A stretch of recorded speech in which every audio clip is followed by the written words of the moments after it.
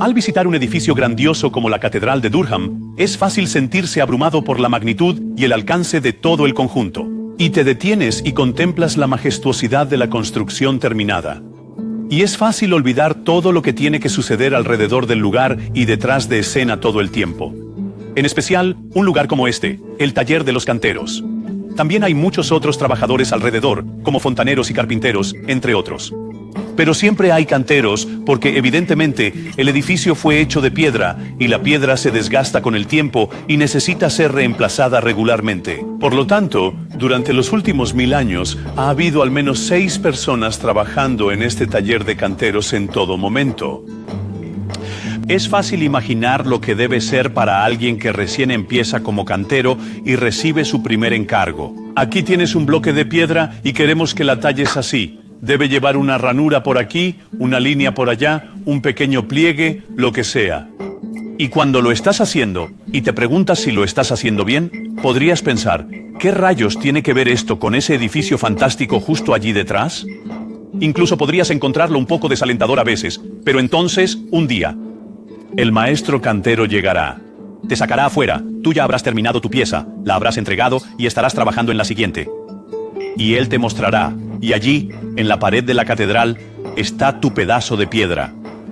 Ahora es pequeña porque es parte de una obra mucho más grande que nunca imaginaste. Nunca podrías haberlo planeado o hacerlo tú mismo, pero sin embargo, has hecho tu pequeña pero vital contribución. De la misma manera, muchos cristianos descubren que cuando leen los evangelios y escuchan a Jesús hablar sobre lo que se supone que deben estar haciendo, hacer justicia, realizar obras de misericordia y amor, cuidar de los pobres, ser amables y serviciales con los demás y llevar sanidad y esperanza, a menudo piensan para sí mismos, bueno, todo eso está muy bien, pero supongamos que estoy luchando por la justicia en mi comunidad, en esto o en aquello, o supongamos que estoy colaborando además en un comedor social en alguna calle escondida. ¿Qué tiene eso que ver con esas grandes imágenes bíblicas sobre el reino de Dios viniendo y la voluntad de Dios haciéndose en la tierra como en el cielo? ¿Cómo podría yo tener algo que ver con eso? Y la respuesta es, bueno, no te corresponde a ti construir el reino por tu cuenta.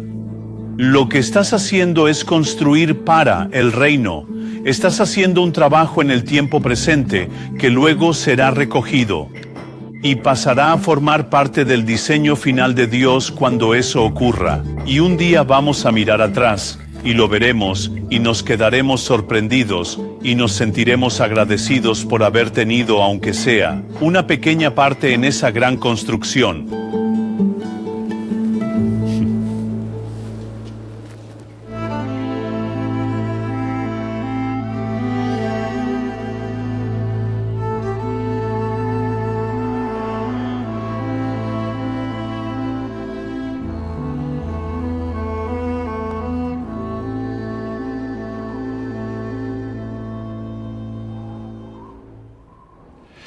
Uno de los argumentos más largos que hace San Pablo sobre cualquier tema es su enorme capítulo sobre la resurrección, que conocemos como 1 Corintios 15. En ese capítulo él reúne muchas ideas que había estado insinuando a lo largo de toda la carta.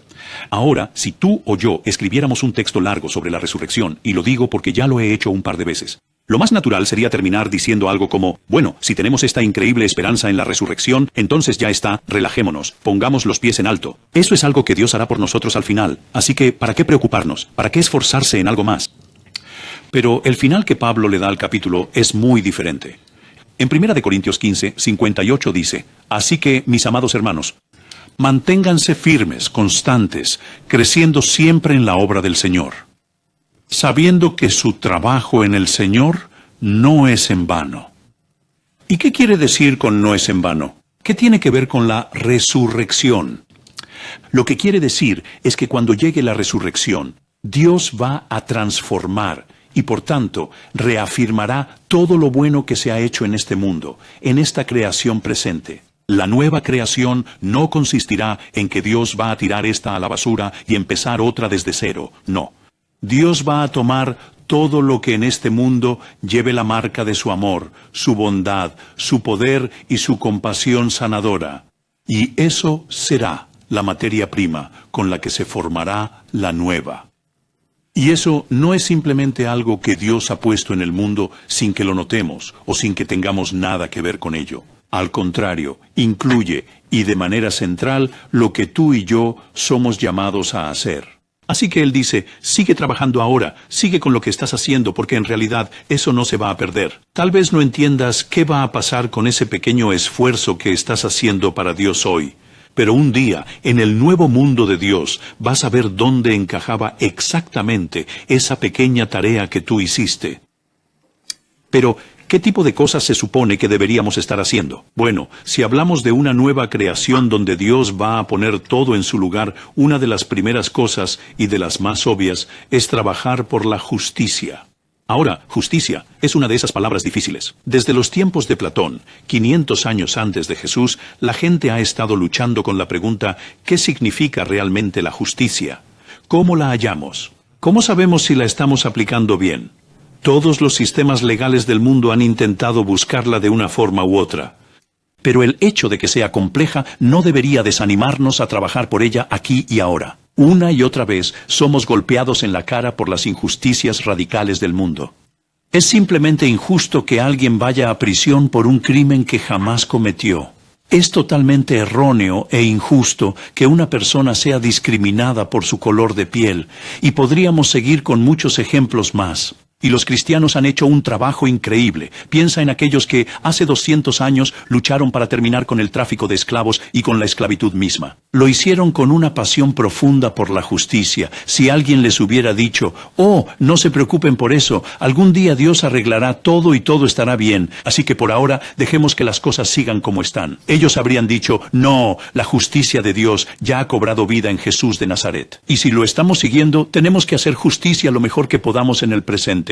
Tal vez no lograremos hacerlo todo perfecto. El profeta Miqueas dice, haz justicia, ama la misericordia y camina humildemente con tu Dios. Parte de esa humildad es entender que nuestras acciones de justicia y misericordia solo pueden ser señales que apuntan a la verdadera justicia y misericordia de Dios. No tenemos el poder de resolverlo todo, pero eso no significa que no debamos intentarlo. Así que debemos ser personas que buscan la justicia, que la aman, y eso empieza a nivel local, en tu barrio, en tu ciudad, en tu comunidad. Mira con atención qué cosas no están bien, nómbralas, denúncialas y busca una forma sabia de actuar. Pero también al plano internacional, porque hay muchas injusticias. Más de la mitad del planeta vive con una deuda impagable frente a los países del llamado primer mundo. Podríamos perdonar esas deudas. De hecho, ya lo hemos hecho en algunos casos. Por ejemplo, con un país como Tanzania, cuya economía cambió completamente cuando ya no tuvo que pagar esas deudas absurdas. Muchas de esas deudas se generaron porque les prestamos dinero para que nos compraran cosas a nosotros, incluso armas.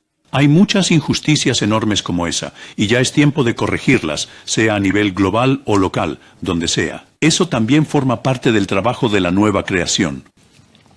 Hay otro aspecto que acompaña a la nueva creación y que suele sorprender a la gente, la belleza. La belleza, de nuevo, como la justicia, es una de esas palabras que todos conocemos y realmente amamos, pero que a la vez es difícil definir con precisión y aún más difícil saber qué hacer con ella.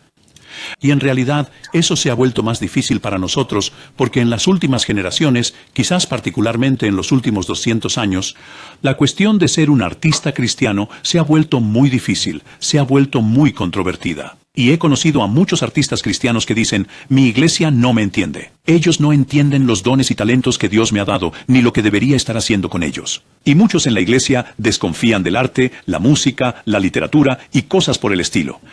A menos, claro, que se transformen en pequeños coritos que puedan cantar como himnos o melodías alegres para tocar en los cultos o lo que sea. Pero en realidad la belleza va mucho más allá de eso. Y nosotros en nuestra generación tenemos la oportunidad de encontrar un camino más equilibrado. Porque si miramos el mundo del arte, hay una corriente muy fuerte que podríamos llamar brutalismo. Ahora, el brutalismo empezó como un estilo de arquitectura, grandes edificios cuadrados, duros, que parecen imponerse con fuerza en tu cara. Pero ahora se ha expandido y mucha gente se queda atrapada en mostrar lo horrible de la vida y en su falta de sentido. Y ponen algunas de estas cosas en galerías de arte y esperan que lo tratemos como arte. El mensaje que transmiten es más o menos este: así es la vida, caótica, absurda, sin sentido, acéptalo. Y como ese enfoque resulta tan chocante, las personas que quieren expresar algo más delicado o esperanzador sobre la belleza, a menudo les cuesta hacerlo. Entonces, algunos se van al extremo opuesto, hacia lo que podríamos llamar sentimentalismo o arte cursi. Y si estás buscando ese tipo de arte, las iglesias no son el único lugar donde podrías encontrarlo, pero sí son un buen punto de partida. De alguna manera, tenemos que encontrar una forma de crear belleza que no caiga en ninguno de esos extremos. ¿Cómo lograrlo?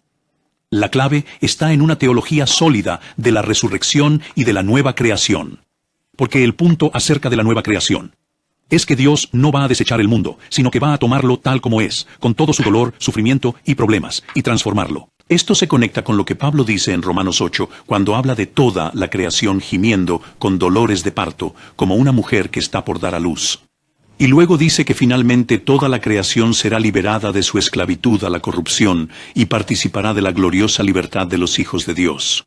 Pablo tiene una visión en la que el dolor actual de la creación es asumido por el amor de Dios y transformado, de modo que todo lo malo será eliminado. Pero de alguna manera el sufrimiento y la lucha serán transformados por ese amor liberador y poderoso de Dios. El mismo poder que liberó a Jesús de la muerte hará exactamente eso con toda la creación. A mí me encantaría ver, y sería algo realmente impactante, si se desarrollara en nuestra generación un arte cristiano que sea profundamente sensible al dolor presente del mundo, sin caer en el brutalismo, porque estaría atravesado por una esperanza verdadera. Y un arte cristiano que sea capaz de expresar la verdadera esperanza de la nueva creación, que busca que la belleza actual se transforme y se vuelva aún más asombrosa gracias a esa realidad venidera, sin caer en el sentimentalismo. Lo que necesitamos es sostener al mismo tiempo el dolor y la esperanza.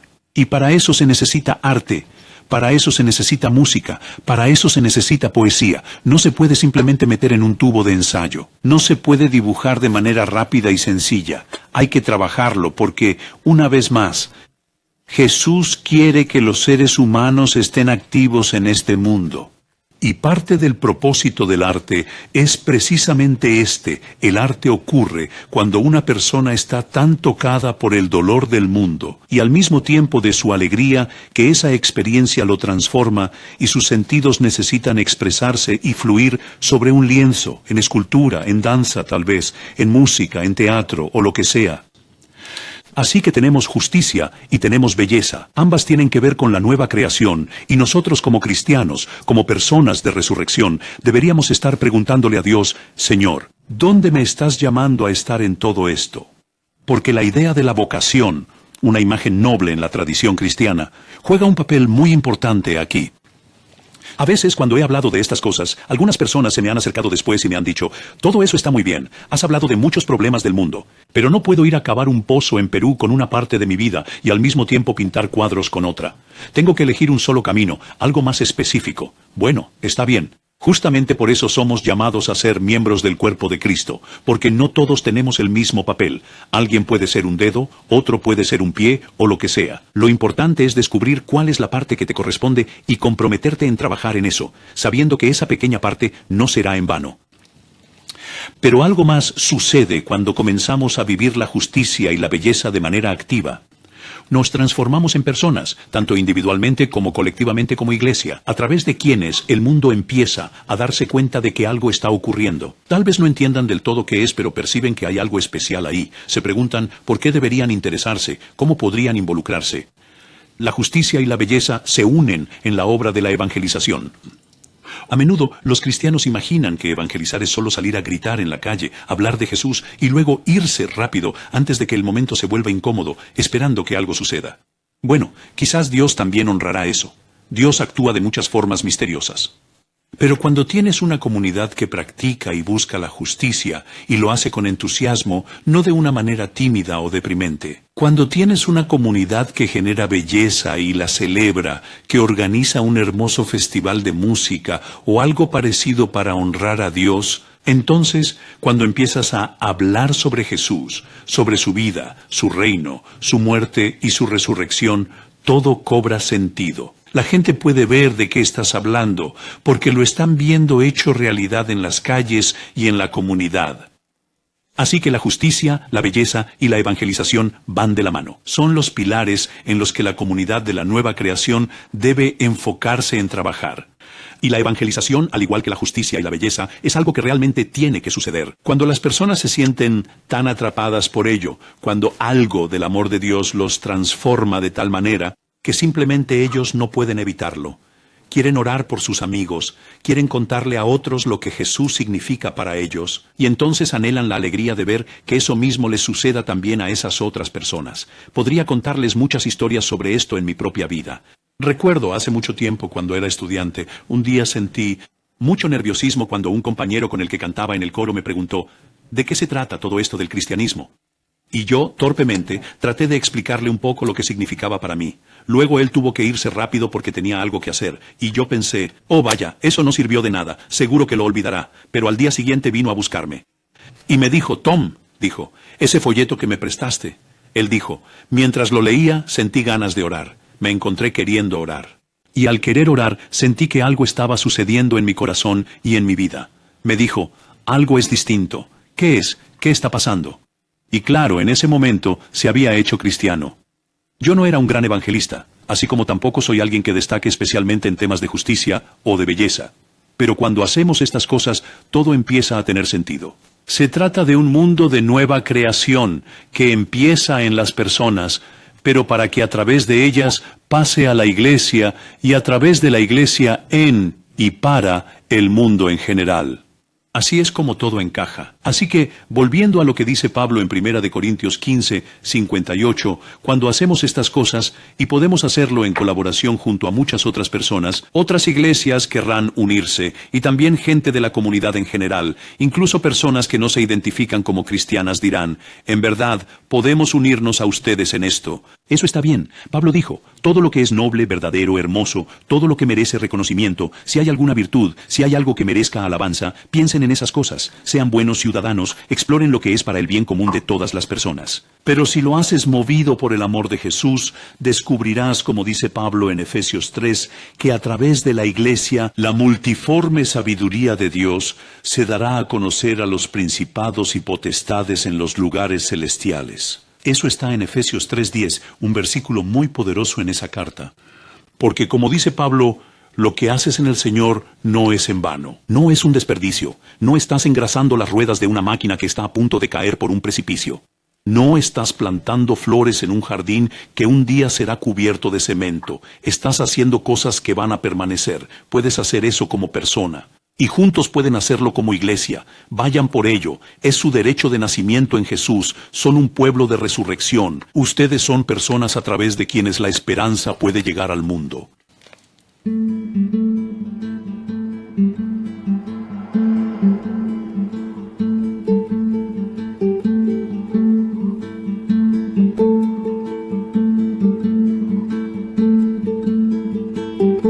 Así que cuando te encuentres pensando, como la mayoría de los cristianos lo hace de vez en cuando, ¿por qué me estoy molestando en hacer este proyecto en particular, en hacer este pequeño trabajo aquí, en ir a ayudar a un amigo que está en apuros o en trabajar en algo para la comunidad?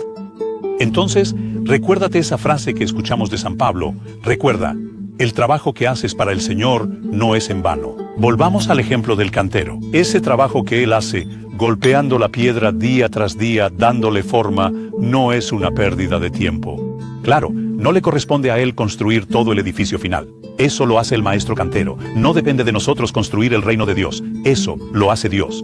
A nosotros nos corresponde hacer las cosas particulares a las que hemos sido llamados, las cosas que van a durar en el reino, pero también las cosas que ahora mismo dan esperanza al mundo.